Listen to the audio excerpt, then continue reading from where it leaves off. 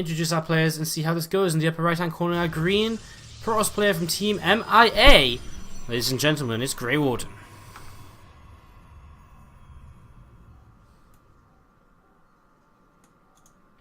And in the southwest corner, we have our blue Protoss player from Cascade. It's Adonminus.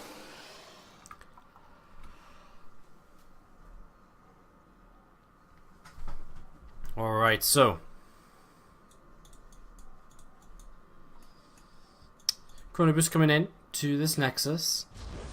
You see a gateway being popped down from Adonminus. And I wait to see what sort of direction this PvP is going to go. We've seen a couple of PvPs so far. And of course we've got a couple more potentially on the way. I guess. Maybe actually, who do MiA have? They have... Actually, do they even have another Protoss player? Maybe not.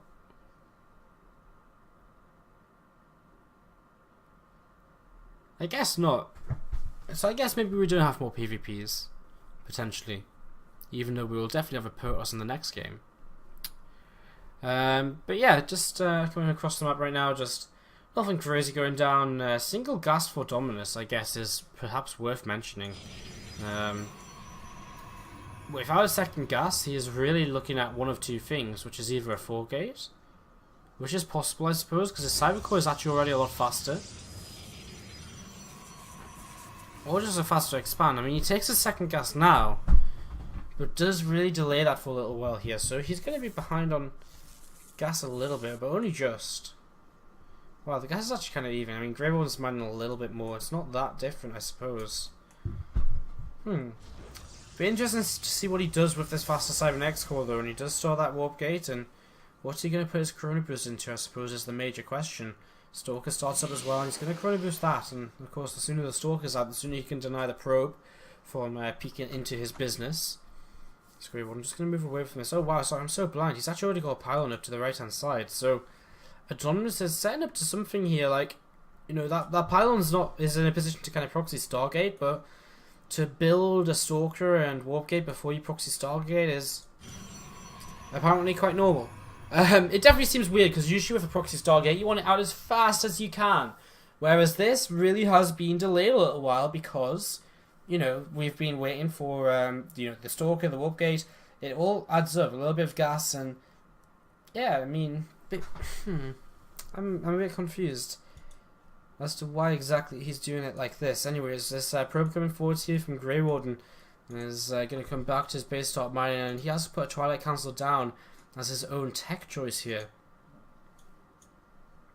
Mothership core just coming back into this main base, and this Proby just moving around as well from Adonminus, just scouting around, seeing if anything's up. And GrayWarden's a little bit suspicious. He's scouting all the way around the left hand side of the map, trying to see what's up, and these probes just miss each other. And GrayWarden's actually putting his own pylon down. But I mean, with an Oracle already on the way in, it's going to do a little bit of damage, because I mean, GrayWarden's just completely unprepared for it. I mean, yes, he can pop Photon Overcharge, yes, he's got Stalkers nearby, but he should get at least a few worker kills with this.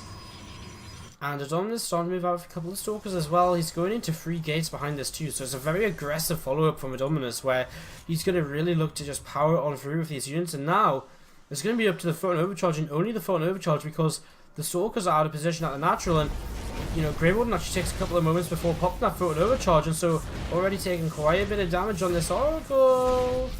Wow, that wasn't as many kills as I thought, only 3 kills. That was actually really well defended then by GrayWarden. I mean, he was a little bit late to pop the Photon Overcharge, which meant the Oracle could do a little bit more damage, but probes were pulled, and the control wasn't brilliant from Adonminus. But now he's going to let a bunch of Stalkers run up into his main base, and he loses one of them already here. Photon Overcharge will buy him some time, and I guess that the main point of the Oracle, I suppose, is to bait that Photon Overcharge so that you can get into this, so that it's not there, and so you can just try and out-Stalker his opponent, because he does have more Stalkers, and Blink's about to finish, so with Blink control, maybe GrayWarden can make this work, but it's still not going to be easy.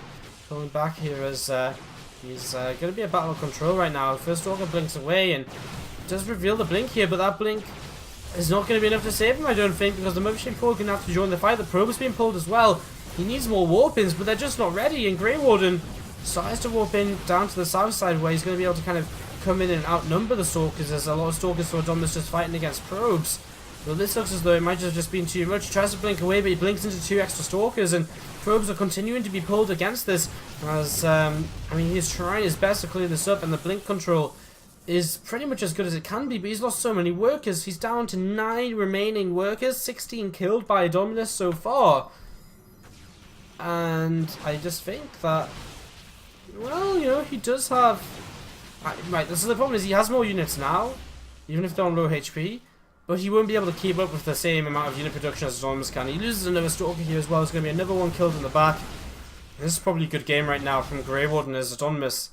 He takes it and he is able to tie up the series. So again, Cascade not letting MiA get too far ahead of